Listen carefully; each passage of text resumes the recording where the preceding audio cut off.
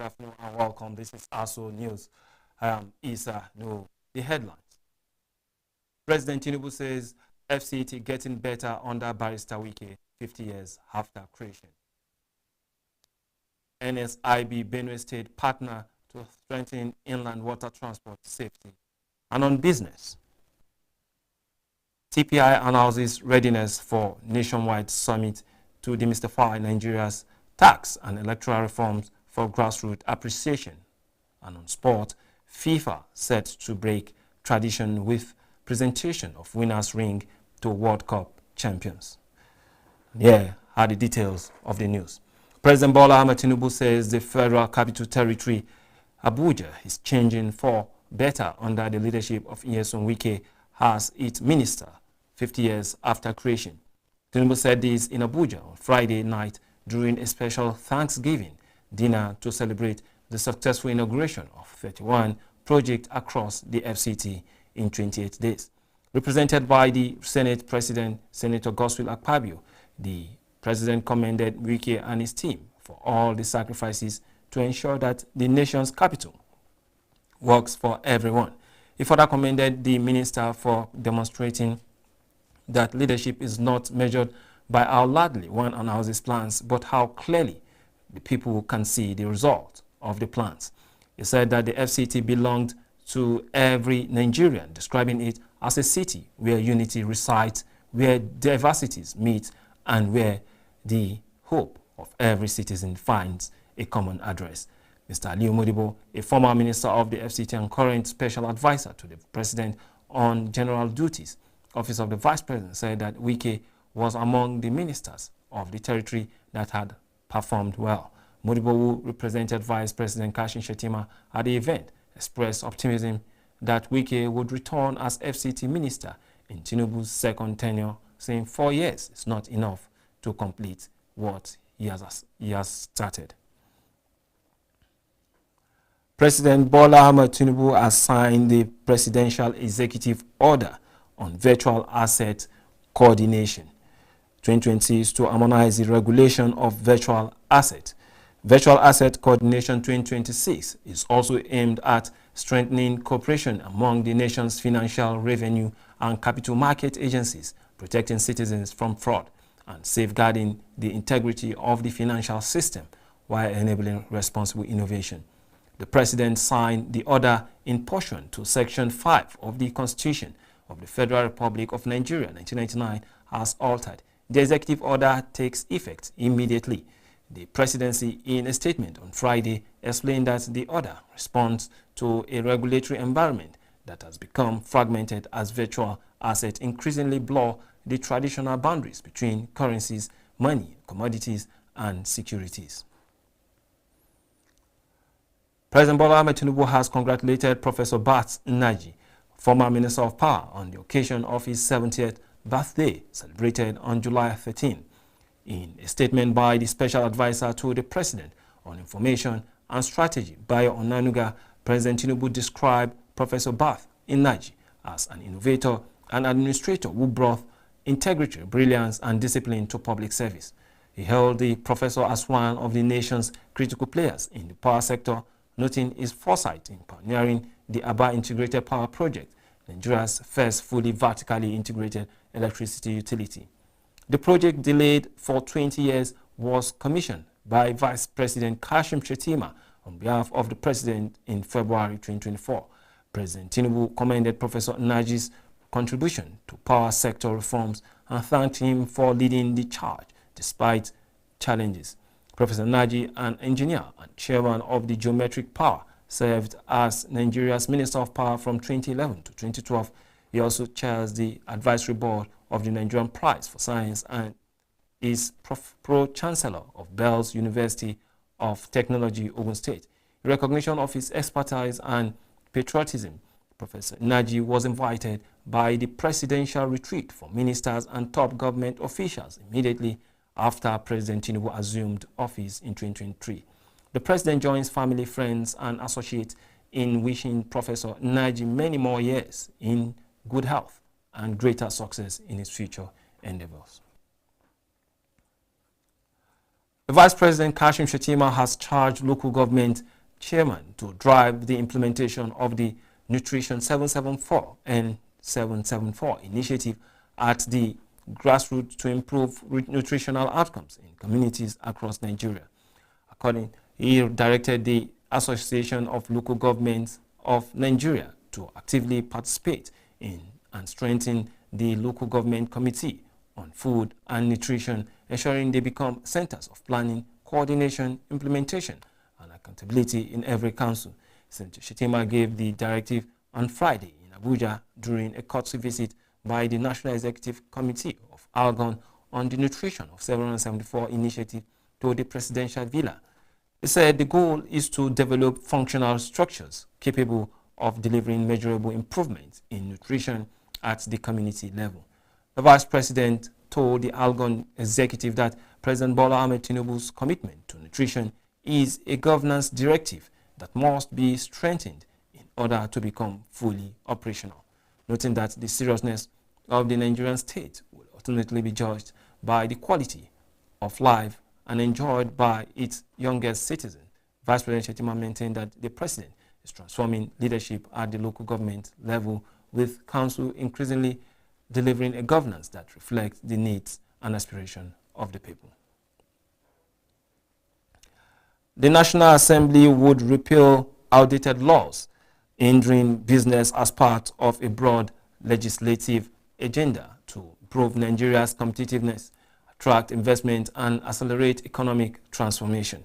Speaker of the House of Representatives, Dr. Abbas Tajuddin, made the pledge at the Legislative Business Breakfast meeting held on Thursday at the National Assembly, one of the 3 activities of the 2026 National Assembly Open Week, with the theme Business of Growth, Legislative Priorities for Investment, Competitiveness, and Economic Transformation. He said the House would also guarantee greater regulatory certainty, reduce the cost of doing business, expand access to finance, and strengthen oversight of public institutions implementing economic reforms. Speaker Abbas, who declared the House's determination to make Nigeria's economy more competitive, said the commitment followed extensive engagement with business leaders and reflected the House's determination to respond to concerns raised by the organized private sector.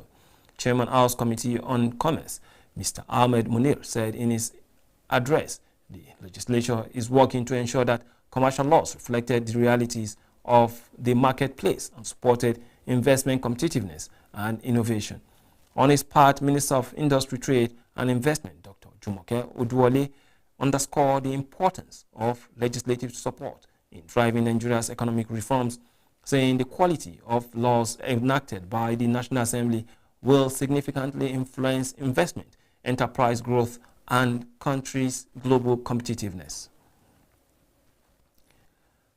Speaker of the House of Representatives, Dr. Abbas Tajuddin, has urged Nigerian youth to take center stage in shaping the nation's democratic future by actively participating in the 2027 general elections. The Speaker, in his remark at the Youth Town Hall, one of the flagship events of the 2026 National Assembly Open Week on Thursday, said the quality of Nigeria's democracy will largely depend on the choices, conduct, and civic engagement of young people. The Speaker, through his representative, the House Majority Leader, Professor Julius Nyobere, highlighted a number of youth-focused legislative initiatives already undertaken by the House, including, among others, passage of the National Youth Service Corps NYSC Reform Bill, the proposed Nigerian Youth Welfare Scheme Fund bill sponsored by Speaker Abbas, and the Constitutional Amendment Bill seeking to reduce the minimum age for governorship candidates from 35 to 30 years. He reaffirmed commitment of the House of Representatives to ensuring that young Nigerians become active partners in governance rather than passive beneficiaries of government policies. In his goodwill message, the Minister of Youth Development, Ayodele Olawande, applauded the National Assembly for institutionalizing the Youth Town Hall, describing it as a landmark initiative that has opened the legislature to meaningful youth engagement. Also speaking, the Executive Vice Chairman and Chief Executive Officer of the National Agency for Science and Engineering Infrastructure, Naseni Khalil Suleiman Alilu, challenged young Nigerians to embrace innovation, technology, and artificial intelligence as catalyst for national development and global competitiveness. The Inspector General of Police IGP Olatunji Disu has commended officers involved in the rescue of the school children and teachers by kidnappers from 3 schools in Orire local government area of Oyo State. IGP Disu gave the commendation during a reception for the officers at the Force Headquarters, Abuja, on Friday. Our correspondent, Richard Alechenu Ayebe, completes the story. I've never disappointed. I followed up all your operations, Bashu operation, Kwara operations, Kogi operations, Zamfara operations, came out well. And I'm not surprised you took part in this particular operation. I just want to say thank you especially to all of you. Praises, commendation, prayers were the kind words from IGP Disu for the officers, including the injured and the fallen hero for the successful operation. I'm happy you guys went and you did us proud. I got information from the commander of the operation, the part you played. I cannot thank you enough for your national service. Thank you for all you do.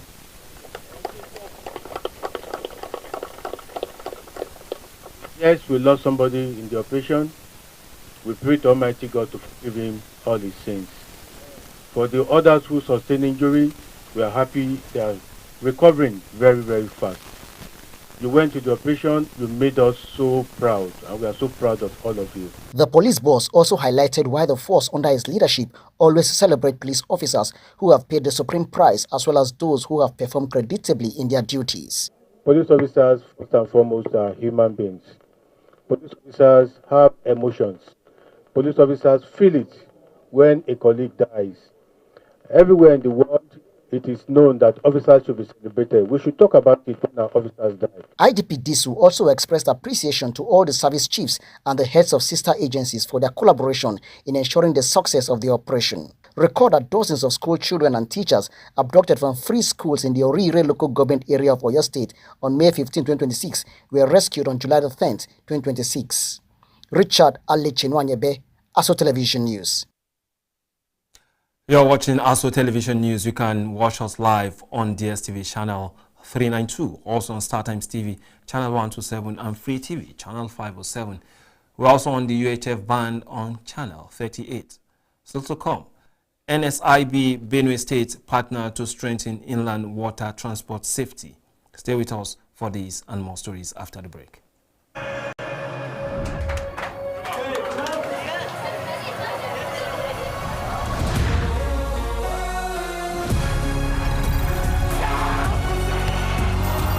From June 11th till July 19th, everything fit way. The FIFA World Cup 2026 go happen. Touchlight all 104 matches on top 4 correct channels. Sharply grab your GoTV decoder, GoTenna plus 1 month jolly for only 15,000 naira. Live on Super Sport, only on GoTV. The Nigerian Safety Investigation Bureau and the Benue State government are strengthening their partnership to improve transportation safety and support the state maritime and blue economy development. The renewed collaboration follows the recent River Benue boat accident that claimed 11 lives, after which the NSIB conducted a safety assessment and engaged Governor Hyacinth, earlier community leaders and both operators to prevent future tragedies. At a meeting in Abuja, NSIB Director General Captain Alex Bade Jr. and Benue State Commissioner for Maritime and Blue Economy, Dennis Ter Iyagiga, agreed to deepen cooperation in accident investigation, safety advocacy, and institutional development, knowledge sharing, and capacity building. Captain Bade said the partnership is shifting from responding to accidents to preventing them through technical collaboration and stronger safety standards. The Benue Commissioner described the engagement as the beginning of a long-term partnership aimed at improving inland water transport safety while unlocking the economic potential of the state's waterways. The Benue delegation also toured the NSIB's investigation laboratories and technical facilities as part of efforts to strengthen future collaboration on transport safety. The Minister of Works, Engineer David Umahi, says President Bola Ahmed Tinubu has approved additional 800 kilometers work on the 4 legacy projects across the country. Umahi made this known during a news briefing to intimate the public on the various levels of completion of road projects in the 6 geopolitical zones of the country. Engineer Umahi, while noting the growing impact of climate change on infrastructural projects, says the ministry has introduced a modern technology program that will equip engineers to deliver quality road infrastructure in line with the best global standard. While announcing additional development of service corridor, which includes emergency response facilities, rest areas, as well as commercial centers, he said the addition will promote national integration and stimulate economic activities, noting that road infrastructure remains a catalyst in improvement of economic growth and development. The Works Minister, commending President Bola Tinubu's effort in infrastructure development, revealed that the Lagos-Calabar Coastal Highway has been named after the President. The Vice Chancellor, Africa University of Science and Technology, and former Director General Raw Materials Research and Development Council, Professor Peter Nwalu, has been appointed Editor-in-Chief of a World Research and Academic Journal. The appointment was announced by the Director General Raw Material Research and Development Council, RMRDC, Professor Nyanyelugu Martin Ike Monso, during the official launch of the journal in Abuja. Topsy Gimba has the details. The Director General Raw Materials Research and Development Council, RMRDC, Professor Nyanyelugu Martin Ike Monso, described the official launch of the journal as a rebirth of a new era in the council. Journals generally just provide a platform. So people who are interested in such efforts go look for it and then take advantage of them. So they take it from there. So the JOMA in itself does not guarantee the operationalization of the insights that are in the journal. Researchers in the universities, researchers everywhere, manufacturers who have new ideas or ideas that would like other people to know. We're calling on every person who has ideas to share, particularly ideas pertaining to new raw materials development, raw material availability, and all those things that are relevant to our mandate as a council, to take advantage of the JOMA to publish. The newly appointed Editor-in-Chief of the newly launched journal and the current Vice Chancellor of the Africa University of Science and Technology, and also a former Director General at RMRDC, Professor Peter Nwalu, appreciated the appointment and promised to ensure the journal becomes the world's leading research and scientific journal. Professor Peter Nwalu, who was represented at the occasion by Dr. Abdul Hakim Bello, said he will continue to uphold standards and the research manuscripts would constantly be reviewed for higher value. Manufacturing, circular economy, sustainable resource utilization, mineral development, bioresources, industrial chemistry, environmental sustainability, tariff and regional trade in raw materials, economy of raw material development, and supply chain management and related discipline. No nation can achieve lasting industrial progress without knowledge, research, and innovation. Today's event is not just a launch of a journal.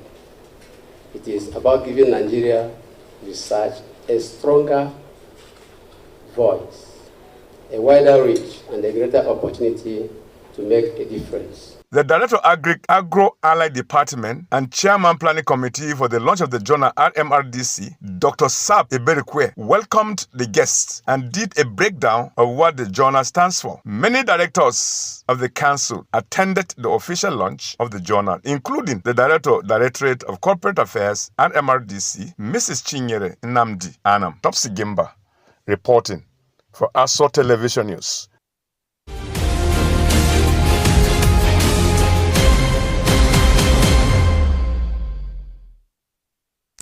The Commissioner for Insurance, CIF, of the National Insurance Commission, NICOM, Mr. Olusegun Ayo Omosheyin, has urged the Chartered Insurance Institute of Nigeria to deepen professionalism, ethical conduct, and innovation as the insurance industry undergoes major reforms.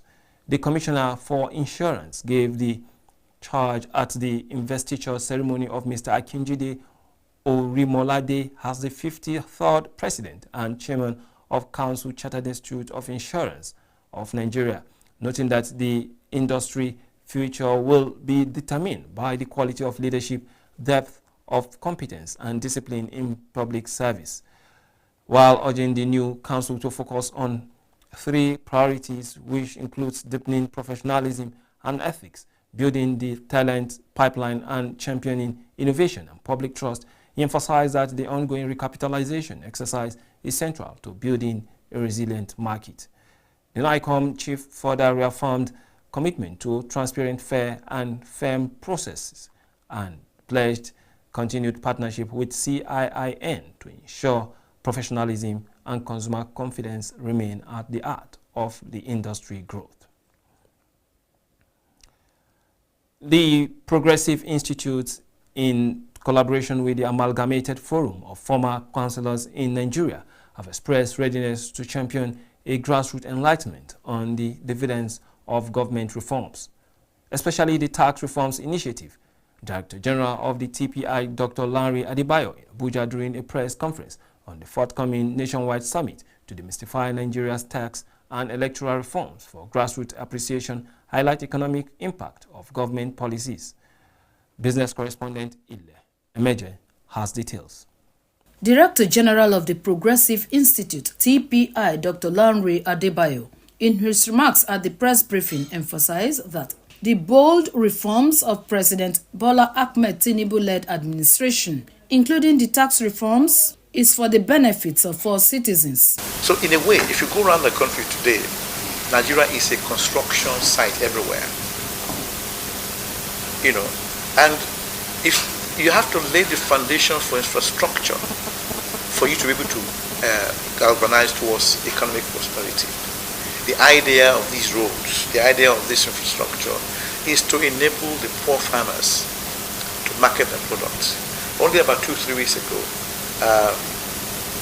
we established a lithium factory in Nasarawa State, unprecedented. Before, the Chinese were taking our lithium raw materials and exporting them.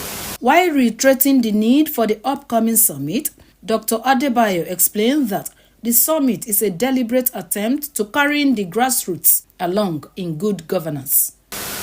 This summit is a national civic engagement initiative, enlightenment initiative, conceived to promote a clear understanding of 2 of the federal government most significant reforms, Nigeria tax reforms as well as electoral reforms. Following the successful implementation of the South-South pilot edition, the program will be replicated across the remaining geopolitical zones to ensure that citizens and the grassroots are adequately informed, actively engaged, and empowered to participate meaningfully in the national reform process.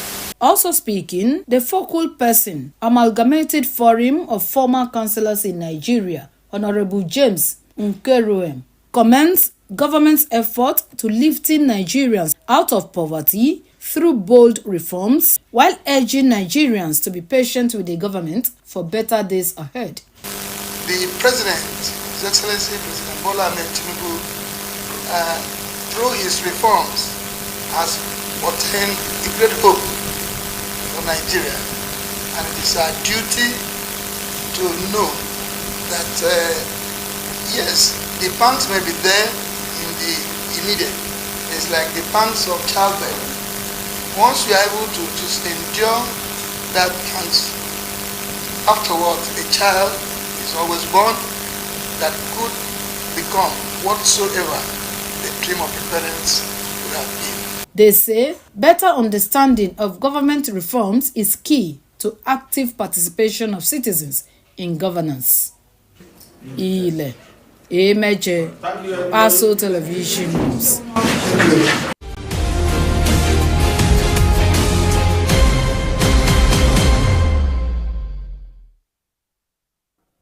FIFA is set to break with football tradition and present World Cup winners' rings to the champions of the Sunday's final between Argentina and Spain at the MetLife Stadium at as U.S. President Donald Trump confirms attendance. Each ring will be part of a strictly limited edition of the 2026 individually numbered pieces, a direct tribute to the tournament itself. The American-style hardware will be handed over in a ceremony attended by U.S. President Donald Trump, who is scheduled to present the World Cup trophy itself. While winners' rings are a time-honored tradition in American sport, most famously awarded to the NFL's Super Bowl champions, they represent a radical departure for FIFA, which has historically stuck to classic gold medals. A total of 30 exclusive rings will be made available to the newly crowned world champions. For the public, a further 1996 replica rings will go on sale to fans looking to own a piece of history. And that's the bulletin. But before we go, let's take another look at one of our major stories. President Bola Ahmed Tinubu said the Federal Capital Territory FCT, Abuja, is changing for the better under the leadership of Barrister Nyesom Wike as its minister 50 years after creation. I am Asa Noor. Thanks for watching.